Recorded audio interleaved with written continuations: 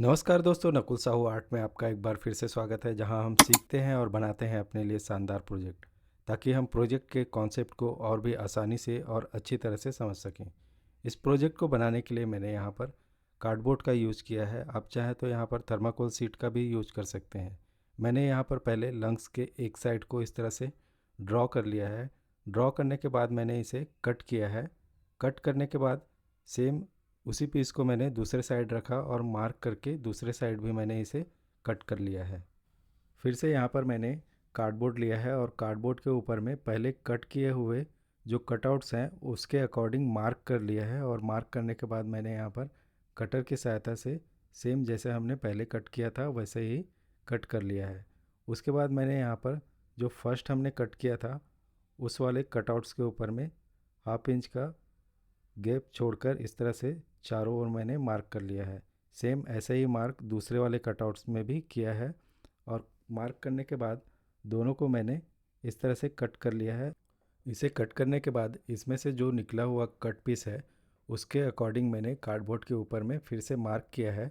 Mark करने के बाद सेम जैसे हमने पहले किया था, हाफ इंच का गैप छोड़ते हुए फिर से मार्क किया और अंदर वाले जो पार्ट्स है उसको इस तरह से कट कर लिया है। कट करने के बाद सेम पीस को मैंने दूसरे कार्डबोर्ड के ऊपर रखा और फिर से मार्क कर लिया, और इसे भी मैंने कट करके अलग कर लिया। इसे कट करने के बाद मैंने फिर से सेम जैसे पहले हमने प्रोसेस किया था वैसे ही किया, और हाफ इंच का गैप छोड़ते हुए इस वाले पीस को भी हमने दो पीस में कट कर लिया है।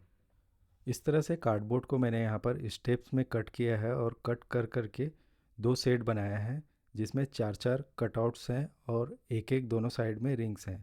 आप यहाँ पर इसका साइज़ अपने प्रोजेक्ट के अकॉर्डिंग कम या ज़्यादा कर सकते हैं। यहाँ पर आप थर्माकोल का भी यूज कर सकते हैं, उसे भी आप शेप देकर इस तरह से बना सकते हैं। उसके बाद मैंने यहाँ पर सभी कार्डबोर्ड्स को स्टेप वाइज इस तरह से हॉट ग्लू की सहायता से मैंने चिपका लिया है। हॉट ग्लू की जगह में आप कोई दूसरा ग्लू भी यूज कर सकते हैं। उसके बाद मैंने यहाँ पर फॉयल पेपर लिया है और फॉयल पेपर को कट कर लिया है। कट करने के बाद हाथों से मैंने इसे हल्के हल्के दबाया है। यहाँ पर आपको फॉयल पेपर को ज़्यादा ज़ोर से नहीं दबाना है। अगर आप ज़्यादा ज़ोर से दबाएंगे तो यह बहुत ज़्यादा ही टाइट हो जाएगा और आपको बाद में इसे शेप देने में दिक्कत हो सकती है। कई बार आपके क्वेश्चंस मुझे कमेंट सेक्शन में आते हैं कि क्या हम फॉयल पेपर की जगह में नॉर्मल पेपर या फिर न्यूज़पेपर जो है वो यूज कर सकते हैं इस तरह के शेप को देने के लिए। यहाँ पर आप नॉर्मल पेपर भी यूज कर सकते हैं, बट जिस आसानी से हम फॉयल पेपर में इसे शेप दे सकते हैं वैसे ही हम नॉर्मल पेपर में देना थोड़ा सा मुश्किल होता है। फॉयल पेपर का थिकनेस यहाँ पर प्रोजेक्ट के रिक्वायरमेंट के अकॉर्डिंग आपको कम ज़्यादा करना पड़ सकता है। इस तरह से मैंने हॉट ग्लू की सहायता से दोनों साइड में फॉयल पेपर को अच्छी तरह से चिपका लिया है और उसे प्रॉपर शेप भी दे दिया है। उसके बाद मैंने यहाँ पर मास्किंग टेप लिया है और मास्किंग टेप की सहायता से इसे अच्छी तरह से कवर कर लिया है। आप चाहें तो यहाँ पर मास्किंग टेप को स्किप भी कर सकते हैं और डायरेक्टली आप टिश्यू पेपर को भी यहाँ पर चिपका सकते हैं। उसके बाद जो रिंग मैंने यहाँ पर पहले बनाया था उससे इंटरनल वाले डाया को मैंने इस तरह से मार्क कर लिया है, और मार्क करने के बाद कार्डबोर्ड को कट कर लिया है। कट करने के बाद जो रिंग्स हैं दोनों साइड के उसे मैंने हॉट ग्लू की सहायता से दोनों साइड में चिपका लिया है। रिंग के इंटरनल डाया के अकॉर्डिंग जो मैंने यहाँ पर कार्डबोर्ड का कटआउट लिया था, एक और कटआउट सेम साइज़ का मैंने लिया है और हाफ इंच का इस तरह का रिंग क्रिएट किया है, और हॉट ग्लू की सहायता से कार्डबोर्ड के कटआउट के ऊपर में मैंने इसे चिपका लिया है। उसके बाद मैंने यहाँ पर एक बड़ा सा बलून लिया है और एक ट्रांसपेरेंट पाइप लिया है। पाइप को बलून में कुछ इस तरह से अंदर तक आपको इसे इंसर्ट करना है। उसके बाद इसे टाइटली इसे फोल्ड करना है। फोल्ड करने के बाद मास्किंग टेप की सहायता से अच्छी तरह से इसे चिपका लेना है, ताकि यहाँ पर एयर लीकेज का जो इशू है वो ना आए। अगर आप मास्किंग टेप को यहाँ पर अच्छे से नहीं लगाएंगे तो आपका एयर यहाँ से लीक हो सकता है और आपका जो बलून है वो सही तरीके से फूलेगा नहीं। बलून को कार्डबोर्ड में चिपकाते समय ध्यान रहे कि जो हॉट ग्लू है वो ज़्यादा गर्म ना हो, नहीं तो आपका जो बलून है वो बस्ट भी हो सकता है। उसके बाद मैंने यहाँ पर बलून को फुलाकर मास्किंग टेप को अच्छी तरह से चिपकाया है। जब आप मास्किंग टेप को बलून के ऊपर में चिपकाएं तो उसे हाथों से अच्छी तरह से प्रेस करें, ताकि वो बलून के ऊपर वाले जो सरफेस है उसमें अच्छी तरह से चिपक जाए, और जब हम बलून में हवा डालें तो वो बलून के साथ ऊपर आए और जब बलून से हवा निकले तो बलून के हवा के साथ ही वो अंदर की ओर सिकुड़ जाए। जैसे कि यहाँ पर आप देख सकते हैं, मैंने हवा भरा था, उसके बाद जो इसके एंड है उसको मास्किंग टेप की सहायता से कवर कर लिया था। अभी आप देख सकते हैं यहाँ पर यह अच्छी तरह से काम कर रहा है। मैंने यहाँ पर हवा अंदर बाहर करने के लिए मुंह से ही हवा दिया था। आप यहाँ पर सिरिंज का भी यूज कर सकते हैं, जो मैं आगे आपको बताने वाला हूँ।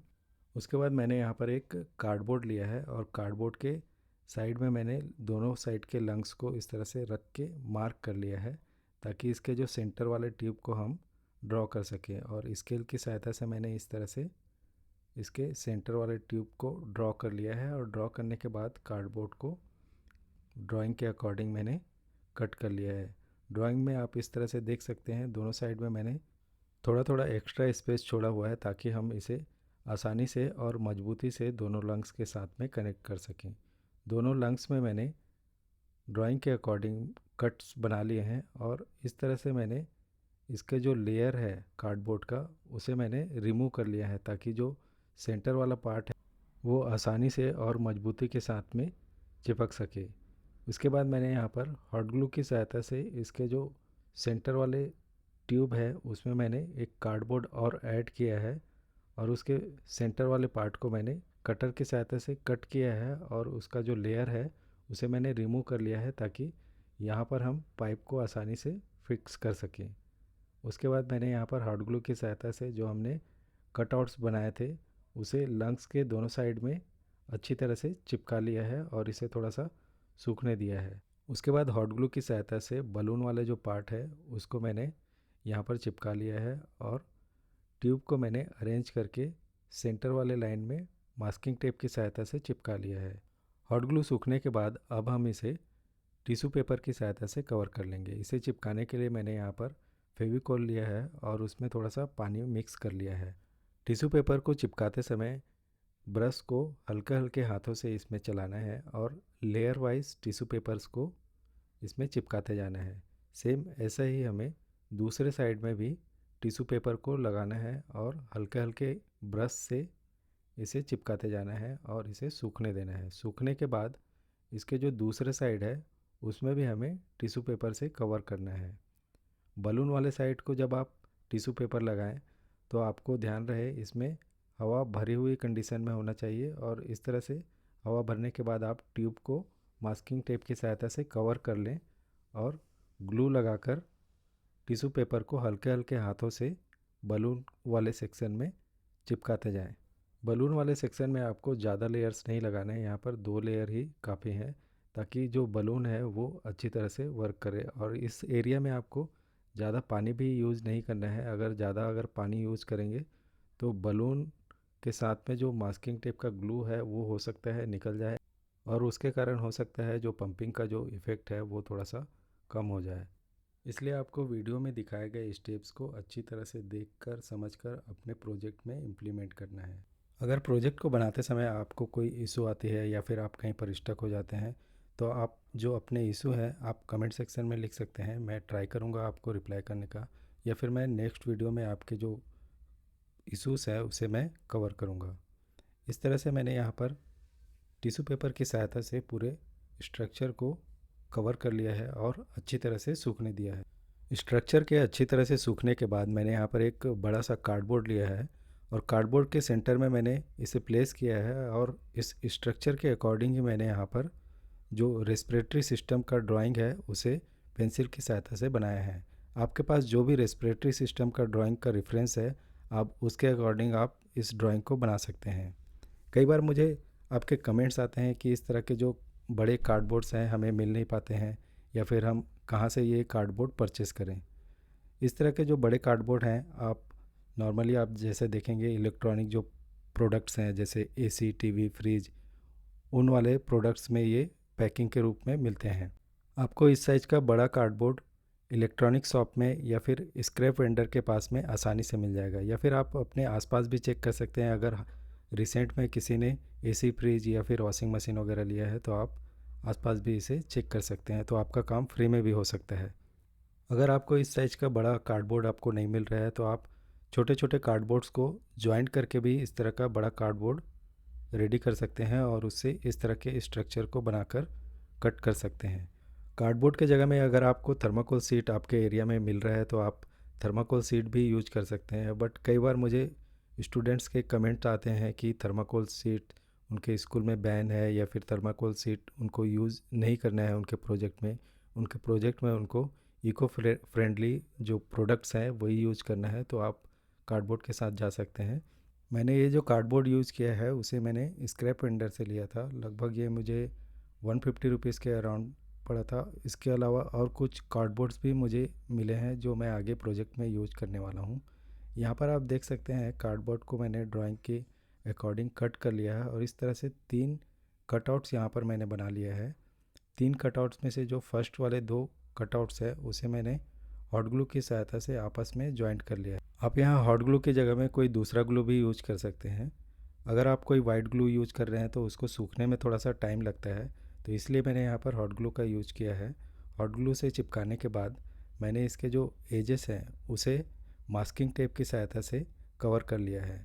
मास्किंग टेप आपको नियर बाई हार्डवेयर स्टोर में आसानी से मिल जाएगा। हार्डवेयर शॉप में आपको इस प्रोजेक्ट में यूज़ होने वाला एक और कंपोनेंट मिल जाएगा। जैसे कि आपने देखा होगा मैंने लंग्स का जो ये मॉडल बनाया है इसमें एक ट्रांसपेरेंट पाइप का यूज़ किया है जो कि आपको हार्डवेयर की दुकान पे आसानी से मिल जाएगा। ये लगभग मुझे 10 रुपये का 1 मीटर के आसपास पड़ा था। आपको इसमें 1 मीटर से ज़्यादा पाइप नहीं लगेगा। आप 1 मीटर लेंगे तो आपका ये प्रोजेक्ट आसानी से बन जाएगा। प्रोजेक्ट के तीनों कटआउट्स को मैंने आपस में यहाँ पर चिपका लिया है। लास्ट वाला जो कटआउट है उसको चिपकाने के लिए मैंने यहाँ पर फेविकॉल का यूज किया है। वो सूखने में थोड़ा टाइम लगता है, इसलिए मैंने मास्किंग टेप की सहायता से चारों ओर से इसे अच्छी तरह से चिपका लिया है और उसे सूखने भी दिया है। और इसी बीच मैंने जो लंग्स का हमने मॉडल बनाया था उसके लिए स्लॉट कट कर लिया है। और लंग्स के मॉडल को मैंने यहाँ पर पहले माउथ से ही हवा देकर इन्फ्लेट कर कर देखा है, ये अच्छी तरह से काम कर रहा है। उसके बाद मैंने यहाँ पर 60 ml का सिरिंज भी यूज किया है, उसकी सहायता से भी मैंने इसे इन्फ्लेट करके देखा है, वो अच्छी तरह से काम कर रहा है। थर्ड ऑप्शन के रूप में मैंने यहाँ पर बीपी मॉनिटर वाला जो बल्ब है उसकी सहायता से भी मैंने इसे चेक कर कर देखा है। आपको जो भी इसमें से कन्वीनियंट लगे आप उसे यूज कर सकते हैं। सिरिंज और बीपी मॉनिटरिंग वाला जो बॉल है उसे आप मेडिकल स्टोर से ले सकते हैं। चलिए अब हम अपने प्रोजेक्ट को कलर कर लेते हैं। कलर करने के लिए मैंने यहाँ पर एक्रेलिक कलर का यूज किया है। आप चाहे तो पोस्टर कलर या फिर वाटर कलर भी यूज कर सकते हैं। मैंने यहाँ वाइट, रेड, येलो और ब्लू कलर को मिलाकर स्किन कलर बनाया है। स्किन कलर को मैंने जैसे ही कार्डबोर्ड के ऊपर डायरेक्टली अप्लाई किया तो ये स्किन कलर ना दिखते हुए थोड़ा सा पिंकिश कलर दिखने लगा, तो इसमें मैंने थोड़ा सा और रेड कलर ऐड किया है और थोड़ा सा डार्क किया है। इसके सेंटर वाले पार्ट को मैंने रेड कलर से ही पेंट किया है और थोड़ा थोड़ा इसमें मैंने इस तरह से शेडिंग किया है। शेडिंग जब आप करते हैं तो आपका जो प्रोजेक्ट है और भी अच्छा निखर कर आता है। आप रेफरेंस इमेज के अकॉर्डिंग अलग अलग इसके जो सेक्शन हैं उन्हें अलग अलग कलर में कर सकते हैं। यहाँ पर मैंने जो हेयर वाले पार्ट है उसको भी ब्लैक कलर से कलर कर लिया है और इसके जो साइड वाले एजेस हैं उसे मैंने थोड़ा सा ब्राउन कलर से कलर कर लिया है और इसे सूखने दिया है।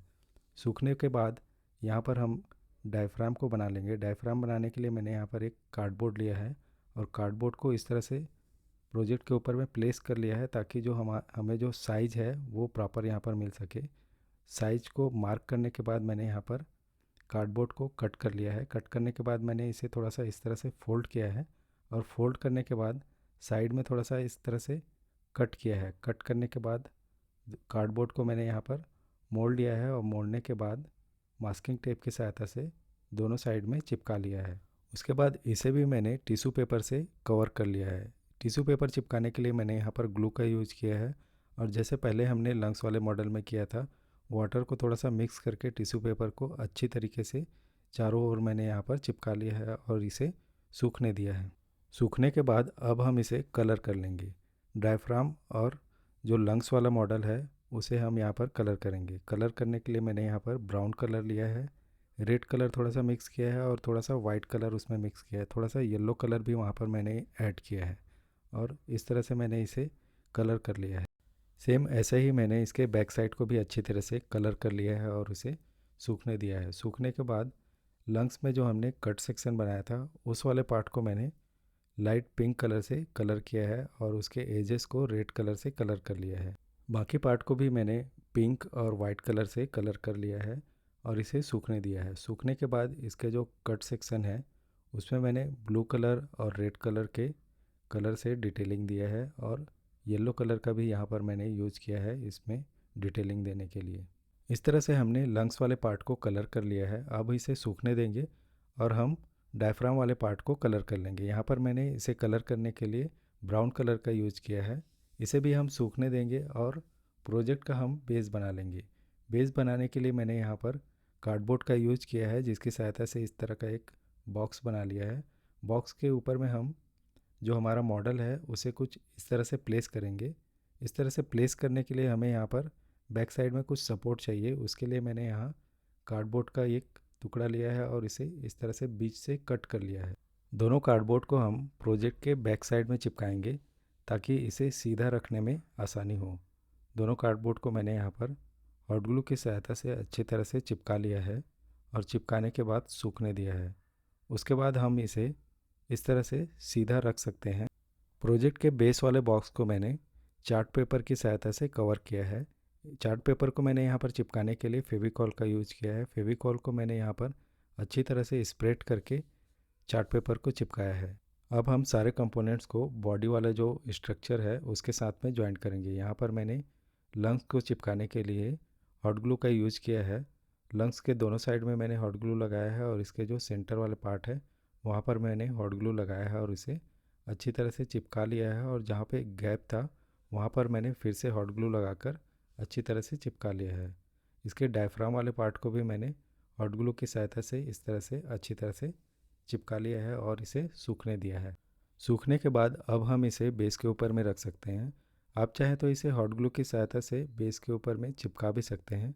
मैंने यहाँ पर सिंपली इसे इस तरह से बेस के ऊपर में रख लिया है। और इसके जो नॉमेनक्लेचर वाला जो पार्ट है उसे मैंने एक पेपर में लिख के इसके नीचे साइड में बेस में ही चिपका लिया है और उसमें नंबरिंग कर दिया है। और उनके सीरियल नंबर को मैंने यहाँ पर यूज़ किया है उन पर्टिकुलर पार्ट को दिखाने के लिए। आप चाहें तो यहाँ पर डायरेक्टली उनके नेम्स को भी चिपका सकते हैं, बट वो थोड़ा सा मेसी लगता है, इसलिए मैंने यहाँ पर नंबरिंग सिस्टम का यूज़ किया है। तो दोस्तों, इस तरह से हमारा जो ह्यूमन रेस्पिरेटरी सिस्टम का जो शानदार प्रोजेक्ट है वो बनकर रेडी है। आप इसे अलग अलग तरीके से ऑपरेट कर सकते हैं, जैसा कि मैंने प्रोजेक्ट में पहले ही बताया था। आप इसे माउथ के द्वारा ऑपरेट कर सकते हैं या फिर आप यहाँ पर 60 ml का सिरिंज यूज कर सकते हैं इसको ऑपरेट करने के लिए, या फिर आप चाहें तो इसमें बीपी मॉनिटर बल्ब का भी यूज कर सकते हैं इसे ऑपरेट करने के लिए। तो दोस्तों, आपको यह वीडियो कैसी लगी आप कमेंट कर ज़रूर बताएं। वीडियो अच्छी लगी हो तो लाइक करें, दोस्तों के साथ शेयर करें और ऐसे ही शानदार प्रोजेक्ट के लिए चैनल को सब्सक्राइब करना ना भूलें। मिलते हैं एक और नए प्रोजेक्ट के साथ, तब तक के लिए धन्यवाद।